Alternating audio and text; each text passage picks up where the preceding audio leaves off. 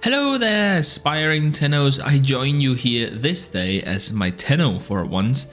So we just got a lot of new focus changes, and some of the trees like Zenurik and the other popular ones seem to have been changed just a little bit, whereas some of the more unpopular ones such as Madurai is basically a completely new focus tree now. And all in all, it looks really good. There's some good stuff in there. Let's go ahead and do this. So, let's start with Zenurik. Let's start with the stuff that is basically the same. Void Flow, Void Siphon, and Disarming. It's called Sling now, it was called Dash before, but Disarming Sling. These are basically the same as they've always been, and of course Energy Pulse is exactly the same. Now, surprisingly enough, I would not have expected them to buff this tree, the Zenurik tree, but I guess it's because before you could Void Dash, whereas now you do have to cast an ability with a little bit of an animation, so they had to make up for it somehow. So the way that it works now is that instead of Void Dashing, you have to press 1 with the operator and you'll create a little zone on the ground, and it will basically have the same effect where all allies who walks through the circle will gain some energy regen. Now you can cast this ability again while standing inside of it to increase the radius and the duration of it. And furthermore, while standing inside of it, you will also get ability strength, but only while standing inside of the what's it called, the wellspring. You don't keep the ability strength the same way that you do the energy regen. So that's two different things. Just keep that in mind. Then we have temporal drag for the operator, and it's basically the same as before. You cast an ability, which would then be your second ability on your operator. They now have abilities in case you didn't know, and it will slow the enemies by 80%, which is fantastic. It's basically the same, but now when killing enemies with a precision headshot, or rather attacking them with precision headshots, they will take 100% more damage. So that's really good for single target weapons. They definitely needed some love. Is this enough to bring them back into the meta? Not by a long shot. Yes, pun intended. Okay, finally we have Inner Might, and basically this allows you to cast an ability without having the energy or the shields to do so. At first I thought this would put the ability on a 60-second cooldown, but it's this ability to cast your abilities without energy that goes on cooldown. So it's Inner Might which goes on cooldown. So that's an important detail. So it actually is much better than I thought. I think specifically this could be used on someone like Hildren, though I feel like her augment basically does the same thing, and once every 60 seconds might not be, that might be a little bit too long of a cooldown for that anyways. Anywho, okay, OBS decided to stop recording. Anyways, we're moving on. Now let's take a look at Naramon. Sure, that one is pretty much the same as it was before as well. So, Power Spike, pretty much the same as always. Your combo counter will decay 5 at a time instead of all at once. Then we have this one, which is movement speed for the operator, which is basically completely useless, both in terms of like the early game experience and in terms of, you know, the end game. This is just so bad. Never gonna see any use. This one, however, increasing the maximum void sling distance, probably will see some use. And luckily this is unbound, so we can use this on other skill trees as well. This is very nice. Then we have Opening Slam. This is performing a slam as an operator will switch you to your Warframe and grant you double combo counter for 20 seconds, which is fantastic for heavy attack builds. So I could actually see this one being used. This was already used on Warframes that didn't need that many or that much energy to function, and who preferred to use melee as their primary source of damage, and therefore giving this to Naramon. This is actually a very powerful thing that probably will increase the use of Naramon. Then we have Amp Spike. This one I don't think this one will see any use whatsoever. But if you transfer into your operator with 8 times combo multiplier, you will get more amp damage by 100% for 40 seconds. The main issue is that, and no, I haven't played the new game mode yet, and that might change my mind to keep that in your minds. What I'm saying is that right now you only use your amp, at least, you know, in the meta, you only use your amp when hunting Eidolons, and it's gonna be really tough to get a times combo counter while hunting Eidolons, so it certainly will not be used for that. Affinity Spike, same as always, great for actually farming focus, funnily enough. Anyways, then we have this one, which is Void Levitation, which just sounds like a pretty good crouch control. For 4 seconds, you'll create a zone of 6 meters underground that will lift up enemies. But then here, additional damage per lifted enemy on your operator by 50%, which is quite a lot. And that lasts for 60 seconds, it stacks up to 4 times. That might actually make your operator more viable. You're still not going to be using them on the steel path, but at least for normal missions, I could totally see people using this. That's pretty cool. And you do get access to these kind of these focus trees just around the time where this would be useful. So I'll give it a pass. But in terms of how much of an impact it's going to have on the end game, it's going to be pretty close to 0. Then we have here, the second ability you cast increases the width of Void Sling by 200%. Enemies that are hit are open to finishers. So that's just straight up an upgrade from what we had before. It's still a pretty bad ability because you don't really want to be spending time using finishers on enemies. Not even the heavy ones, it's a little bit too slow, at least in the endless game modes. And it also is a very unfun way to play if you have to execute every enemy. Now, combine this, however, with Killer's Rush, and I'm telling you, this is fantastic. If you initiate a finisher as an operator, then you will switch to your Warframe and then increase your melee critical chance by 50% for 40 full seconds. Now 50% isn't necessarily anything fantastic, but we haven't really seen this kind of buff from the operator before, that they were able to grant something like more damage or more critical chance or mobility strength to Warframes. That is entirely new, so any kind of buff will sort of come on top of everything that we already have. It's not really competing with any other buff, right? It just stacks on top. Therefore, this is very powerful. And I absolutely think that we're going to see a lot more Naramon with these changes. Well, we still need energy, so we're still going to see a lot of Zenurik, but, you know, more Naramon. Anyways, so here's one that I'm really excited for. We have Madurai. Alright, so we have Phoenix Talents with its more physical damage and operator damage by 30%. Whatever. It's not multiplicative, so it's not that great. Now we get 100% additional critical damage for 20 seconds on switching to operator, and 50% casting speed on switching to Warframe. At 100% critical damage, I could absolutely see that being very useful when hunting Eidolons.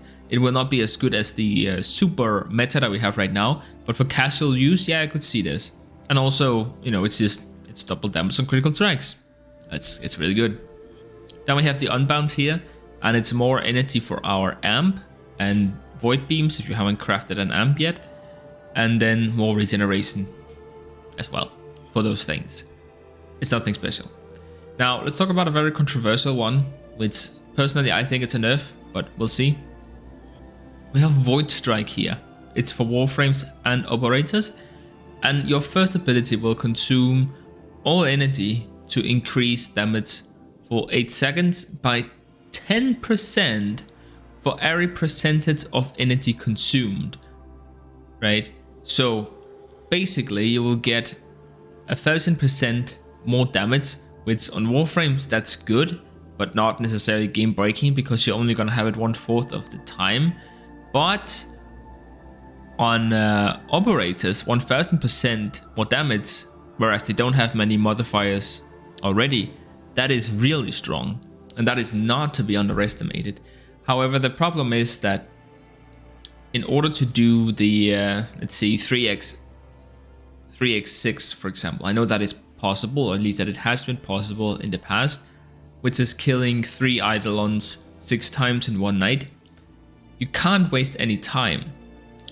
And so I don't know if this is gonna line up. I mean, if you can activate this, one-shot the seals, kill a limb, and then one-shot the seals again just before this runs out, then this will be super meta still.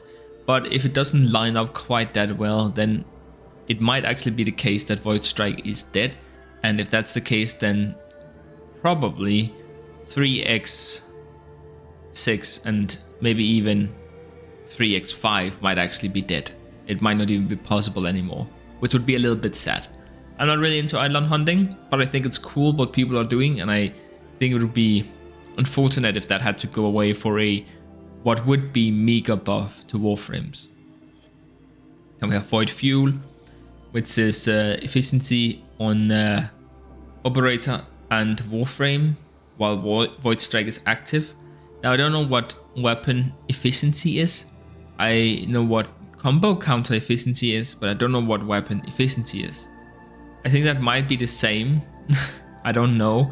If it is, then this is essentially the same skill we used to have on Zenurik.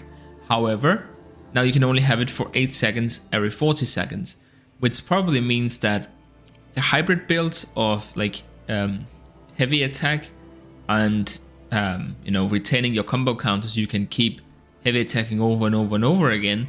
I think those builds unfortunately will be going away. But yeah, hopefully we will get something to replace that someday, but for now I think we have to accept that those builds are unfortunately for some reason gone. Then we have Chained Sling, which is energy efficiency on consecutive void slings, which, yes, that is very good. Probably not good enough to use this tree in of itself, but it will allow you to traverse the normal mission tiles a lot faster. I don't know how useful this would be on the plains, but we'll see. Then we have Sling Strength, which is switching to your Warframe after a chain sling, so at least dashing twice. You're gonna get 40% ability strength for 20 seconds. That is so strong. It's not the end all be all of, okay, now Madurai is overpowered, but for a lot of builds which, they have no way of adding that strength into their build for those Warframes, they can get it from here. And that's a pretty big deal. So this probably will enable some Warframes that just needed a little bit of strength in order to be viable, but which at the same time don't need a lot of energy. So quite a cool skill. I'm glad it's there. I don't think it's really gonna be used all that often, but it's there. Then we have Contaminating Wave. This is a very interesting ability indeed. It's your second ability with this tree. It's just a pad spot, don't worry. But anyways, so it emits a wave for 2 seconds and it drenches the enemies in contamination, which makes them 50% more vulnerable to operator damage for 20 seconds. That in of itself, it's not that interesting. However, we do have an additional ability that scales off this, which is a bit of a pattern you will see with a lot of these new trees. Killing an enemy affected by Contamination Wave makes all affected enemies 20% more vulnerable, while also making the effect last for 10 seconds longer. So that's a total of 40 seconds plus the 20 seconds here, so that means it will last for an entire minute essentially. And thusly you can keep making the enemies take more and more damage. Again, this is not Steel Path material, and it will probably see absolutely no play in the end game, but maybe for the new game mode that specifically it has some scenarios where you can only play as an operator for a short amount of time. Sure, this might be a viable option. I can't necessarily tell if it's better than the 100% critical damage, but I think that it is. So this might be the go-to for that new game mode. Good stuff. Then we have Unairu. So here we have Poise. Poise is one of those abilities that was changed, and it is now very, very, very good. You gain immunity to slow, stagger, and knockdown effect for 40 seconds after transferring between operator and Warframe. So this is basically a primed sure-footed plus, so better than primed sure-footed, for 40 seconds after transferring between operator or Warframe. So that's every time you transfer, which you very most likely will be doing more often than every 40 seconds in a normal mission. So this is basically just something you always have access to, but you have to micromanage it a little bit. We'll save this one for later. It's fantastic. We'll save it for later. Then we have reinforced return. So this is pretty interesting. Your Warframe is invulnerable for 4 seconds after your operator is downed. And then it says you can tap X as operator falls to bring the Warframe to the operator's location. I don't know if this is like you kill your operator to get this effect automatically, and then the Warframe is teleported to you, or if you do this while you're dying. I don't know, that is not entirely clear by the ability, but I guess I'll find out in the coming days. But in either case, the 4 seconds of invulnerability is really good. That is fantastic, and it was very much so needed. Then we have static purge, which has a 100% chance to clear transference static on a kill while reinforced return is active. So if you get a kill within the first 4 seconds, then you will clear transference static from yourself. This is not as good as it might seem. Now, I know that quite a few people don't know what transference static is. Well, they know what it is, but they don't know what it does. Basically, it just causes your Warframe to have less health for a little while. And so the thing is that the Warframes that care about invulnerability don't really care that much about their health pool. The Warframes that really care about their health pool, generally speaking, try to mitigate damage instead of preventing it entirely. So it's either or, and therefore this is good for some Warframes and this is good for others, but not necessarily both at the same time. So there's a little bit of a conflict there between interests of different types of Warframes. Alright, Stone Skin. I think this was 80 before, and you now gain 200 armor instead, both for Warframes and operators. For the operators, it is very significant. Then we have Magnetic Flare. When you use your ability, you create a 8-meter radius field that lasts for 30 seconds and disables the shields of any enemies that enters it. Okay, whatever. Then we have Magnetic Boost. Void Sling out of Magnetic Flare to refresh its duration and increase its radius by 100%. Okay, sure. This is very specifically to counter, I guess, Corpus. But hey, yeah, that's something. Probably will not see use, at least not seriously. Maybe if you happen to use this for something else and you might also be fighting Corpus at the same time, then I could imagine that you might would want to use this, but in all honesty, I'm just not seeing it. Caustic Strike. Your second ability launches an energy bomb that explodes with an 8-meter radius, stripping 100% of enemy armor. You can tap it again to detonate it in flight or mid-air. This is really powerful. Granted, it's only 8 meters, but essentially this is what a 100% armor strip that all Warframes will have access to. That is insane. That is super powerful, and we're not even done yet. Now we have the Unairu Wisp. It's a 100% chance to summon a Unairu Wisp per enemy hit by Caustic Strike. The Wisp will seek out the nearest ally within affinity range, increasing the operator damage by 100 for 20 seconds. I think before it was only 8 seconds, if I remember correctly.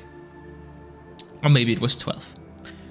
Now, the good thing here is that it's guaranteed to happen, which is good.